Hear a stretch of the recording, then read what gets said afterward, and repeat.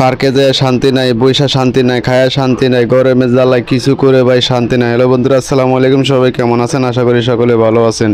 এই গরমে কে কোথা থেকে ভিডিওটি দেখতেছেন অবশ্যই কমেন্ট করে কমেন্ট বক্সে জানিয়ে দেবেন। ভাই কি করবো, ঘরে বসে কোনো প্রকার ভাবে শান্তি পাচ্ছি না গরমের জ্বালায়।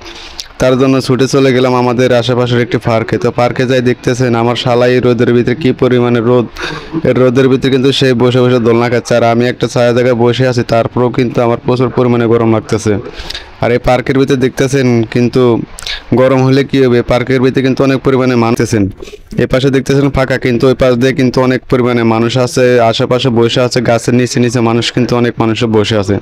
আপনাদেরকে একটু জুম করে দেখানোর চেষ্টা করতেছি, আপনারা দেখতে পাচ্ছেন কিনা জানি না। ওই যে দেখেন ওখানে মানুষ বসে আছে, ওই পাশেও কিন্তু মানুষ অনেকে বসে আছে। যে পরিমাণে রোদ পড়ছে ভাই, মানুষে কোনো প্রকার ভাবে বেচা কিনা বলতে কিছুই করতে পারতেছে না। প্রচুর পরিমাণের গরম এবং প্রচুর পরিমাণের গরম পড়তেছে। যে পরিমাণে গরম, এই পরিমাণে গরমের ভিতরে মানুষ যদি হাঁটাচলা করে মানুষ এমনিতে অসুস্থ হয়ে যাবে, ঘরের ভিতরে বসে থাকলেও মানুষ অসুস্থ হয়ে যাবে। তার জন্য চলে আসলাম আজকে পার্কে, একটু দেখে একটু হাওয়া খেতে পারে কিনা। তো চলে আসে দেখে আমি এখানেও প্রচুর পরিমাণে গরম। তো এখানে দেখতেছি একটি চাচা একটি কাজ করতেছে। তো আমি এখন একটু চাচার কাছে যাবো, চাচারে জিজ্ঞেস করবো যে চাচা আজকে কিরকম গরম, বা আপনাদের কাছে কি গরম পড়তেছে কিনা। তো চলেন চাচার কাছে যাওয়া যাক। তো এই যে দেখতেছেন চাচা বসে বসে বস্তা সেলাই করতেছে। তো চাচারে জিজ্ঞেস করলাম চাচা কি পরিমাণে গরম। চাচা হাসতেছে, বলতেছে বাবা প্রচুর পরিমাণে গরম, আমরা কাজ করে কোনো প্রকার শান্তি পাচ্ছি না।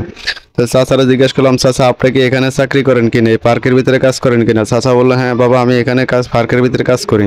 তো চাচারে বললাম যে আসেন চাচা এক গ্লাস শরবত খাই, আমি আর আপনি মিলে 2 গ্লাস শরবত খাই। চাচা কইতেছে যে না, এই গরমের ভিতরে প্রচুর গরমের ভিতরে শরবত খাইলে নাকি সমস্যা হয়। তো চাচার কত যুক্তি আছে, যে পরিমাণে গরম পড়ছে এই গরমের ভিতরে প্রচুর পরিমাণে ঠান্ডা খাইলে কিন্তু হিট স্ট্রোক হয়, ঠান্ডা পানি খাইলে কিন্তু হিট স্ট্রোকের সম্ভাবনা থেকে থাকে, কারণ গরমের ভিতরে ঠান্ডা পানি না খাওয়াটাই বেটার।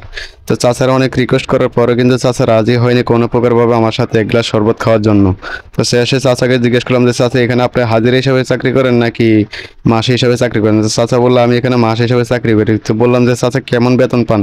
তো চাচা বললো বেশি না বাবা, ভালোই বেতন পাই, যেমনটা চলার মতোই আমার মোটামুটি। তো চাচারা বললাম যে আপনাদের ডিউটি হয় কয় ঘন্টা। তো চাচা বললো বাবা এখানে কোনো ডিউটির কোনো হিসাব নাই, কারণ কোনো সময় সকাল 8টা বাজে 5টা বাজে চলে যাই, আবার এমন সময় আছে সকাল 6টা বাজে এসে আমরা আর রাত 8টা বাজে যাইতে পারি না। এক সময় এক এক রকম ভাবে কাস্টমার যখন প্রচুর পরিমাণে চাপ দেয় তখন কিন্তু অনেক লোকজন থাকলে কিন্তু আর যাওয়া হয় না। চাচার সাথে কথাবার্তা শেষে চলে আসলাম এ পাশে এসে দেখি প্রচুর পরিমাণে রোদ দেখতেছেন। তো এখন আমরা কি করবো, এখান থেকে একটু শর্ট নেব কিছু। তো দেখতেছেন এটা হচ্ছে একটি গাছ, সুন্দর একটি গাছগুলো আমার কাছে খুবই ভালো লাগে, ফুল গাছ। তো এখানে দেখতেছেন কিছু ফুল গাছ আছে।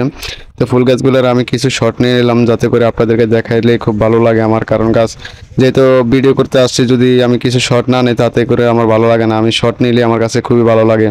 তো সবাই ভালো থাকবেন, সুস্থ থাকবেন। এতক্ষণ পর্যন্ত যারা শুরু থেকে ভিডিওটি আমার দেখছেন তো সবাইকে অসংখ্য অসংখ্য ধন্যবাদ।